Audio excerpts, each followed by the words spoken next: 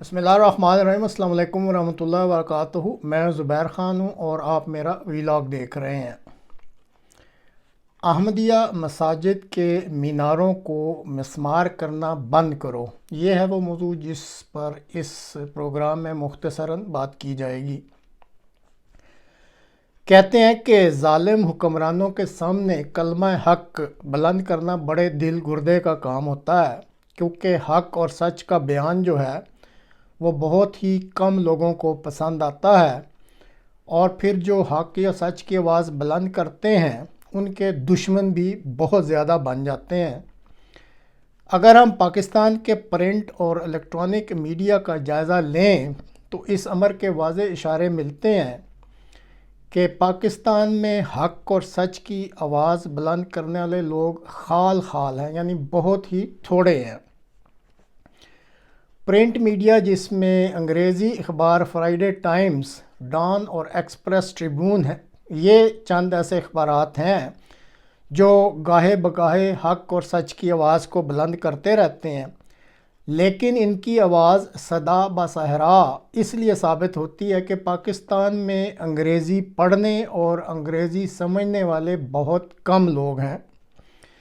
ہفتہ وار Friday Times, جو کہ نامور جرنلسٹ نجم سیٹھی اور ان کی اہلیہ محترمہ جگنو صاحبہ کی زیر نگرانی سال 1987 سے شائع ہو رہا ہے،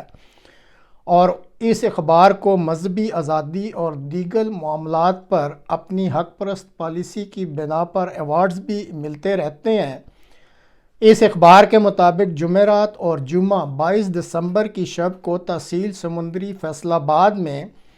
سال 1956 کی تعمیر شدہ احمدیہ مسجد کے میناروں کو شر پسند عناصر نے پولیس اور مقامی اسسٹنٹ کمشنر کی زیر نگرانی مسمار کر دیا۔ بعد ازاں حیرت یہ ہوئی کہ جو مینار مسمار کیے گئے تھے اس کا ملبہ بھی جو ہے وہ ساتھ لے گئے۔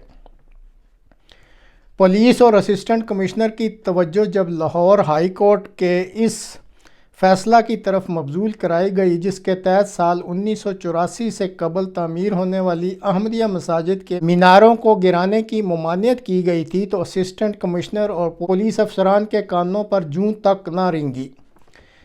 اس مسجد کے میناروں کو مسمار کیے جانے کے بعد اس سال 42 احمدیہ مساجد کے میناروں کو مسمار کیا جا چکا ہے۔ کہا جاتا ہے کہ کفر کی حکمرانی چل سکتی ہے لیکن ظلم کی حکمرانی نہیں چلتی۔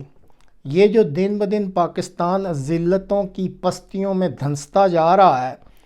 اس قوم کے حکمرانوں اور رہنماؤں کو ان وجوہات پر بھی غور کرنا چاہیے جن کی وجہ سے یہ جو قوم ہے یا یہ جو ملک ہے یہ ذلتوں کی جو پستیوں میں دھنستا جا رہا ہے،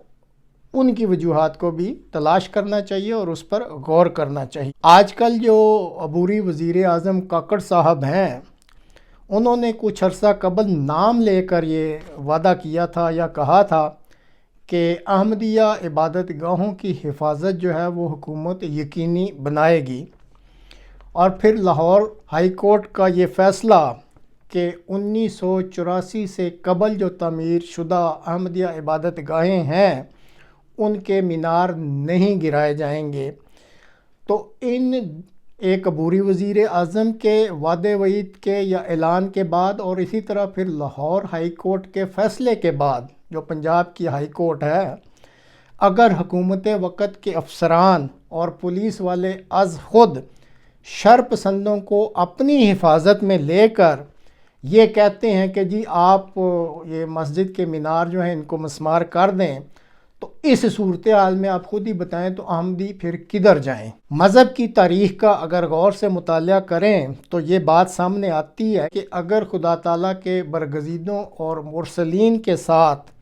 یا ان کے پیروکاروں کے ساتھ استہزاء اور ظلم و ستم روا رکھا جائے تو پھر یہ چیزیں خدا تعالیٰ کے غضب کو بھڑکانے کا موجب بنتی ہیں۔ پاکستانی حکمرانوں، رہنماؤں اور عوام الناس کو اگر احمدیہ عقائد سے اختلاف ہے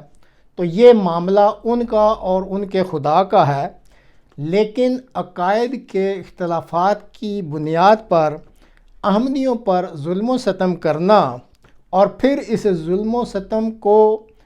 اعلانات اور عدالتوں کے فیصلوں کے باوجود جاری رکھنا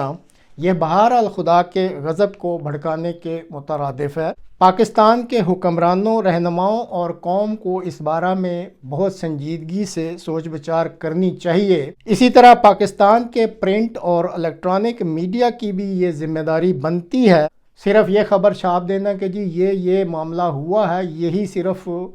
پرنٹ میڈیا یا الیکٹرانک میڈیا کی ذمہ داری نہیں ہے۔ عوام کی ان کو رہنمائی بھی کرنی چاہیے اور یہ تعلیم بھی ان کو بتانی چاہیے کہ اختلافات کی بنا پر کسی بھی کمیونٹی پر ظلم و ستم کرنا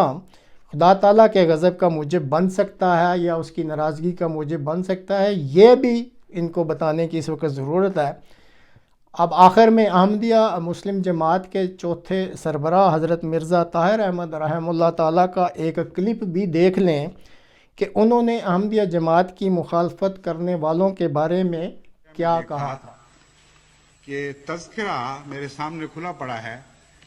اور اس کے ایک طرف ایک پیراگراف ہے جس پر میری نظریں مرکوز ہیں، اور میرے ذہن میں یہ اللہ تعالیٰ کی طرف سے ڈالا گیا ہے کہ حضرت مسیح موعود علیہ الصلوۃ والسلام کی وہ پیشگوئی ہے جس کے پورا ہونے کے دن آ چکے ہیں، اور وہ پیشگوئی میں پڑھتا ہوں، اس میں سے سب سے مرکزی بات جس پر میری نظر اٹک جاتی ہے اور بہت ہی دل کو وہ طرز بیان لذت پہنچاتا ہے، وہ یہ ہے کہ یہ علماء اپنی مخالفت سے باز نہیں آئیں گے،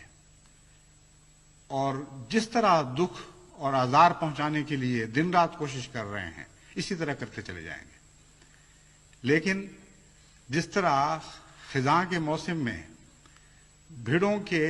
ڈنگ جھڑ جاتے ہیں اور نیش زنی کرنے سے عاجز آ جاتے ہیں، یہ نہیں کہ ان کا دل نہیں چاہتا۔ پنجابی میں تو ہم ان کو دوگا کہا کرتے تھے، اردو میں مجھے علم نہیں، لیکن وہ الفاظ جو الہام کے وہاں لکھے ہوئے ہیں وہ دوگے کے لفظ ہی لکھے ہوئے ہیں، اور وہ الفاظ یعنی مضمون تو بالکل یہی ہے، الفاظ ممکن آگے پیچھے ہو چکے ہوں، ذہن میں پوری طرح وہ یاد نہ رہے ہوں۔ وہ یہ تھے کہ مولوی تو اپنی شرارتوں سے باز نہیں آئیں گے اور ڈنگ مارتے چلے جائیں گے، لیکن خدا کی تقدیر ان کو دوگا کر دے گی اور ڈنگ مارنے کی طاقت ان سے جاتی رہے گی۔ بس یہ وہ خوشخبری ہے جو میں دیکھ رہا ہوں کہ لازماً اس کے پورا ہونے کے دن آ رہے ہیں، کیونکہ اللہ تعالیٰ نے یہ خبر عطا فرمائی ہے، اور میں نہیں جانتا کہ حضرت مسیح موعود علیہ السلام کے الہامات میں ان الفاظ میں کوئی پیشگوئی تھی یا نہیں تھی، مگر جس رنگ میں خدا نے مجھے یہ خبر دی ہے یہ مضمون ضرور کہیں موجود ہے۔ بس ان مولویوں کو میں یہ کہتا ہوں کہ جو زور تم سے لگتا ہے لگاتے چلے جاؤ، دعائیں کرو، گریہ گزاری کرو، اور اس کی توفیق نہیں تو گالیاں بکتے چلے جاؤ، ہر قسم کی سازشیں کرو، مگر میرے خدا نے یہ فیصلہ کر لیا اور جماعت احمدیہ کے خدا نے یہ فیصلہ کر لیا کہ اس کی تقدیر تمہارے ڈنگ نکال دے گی۔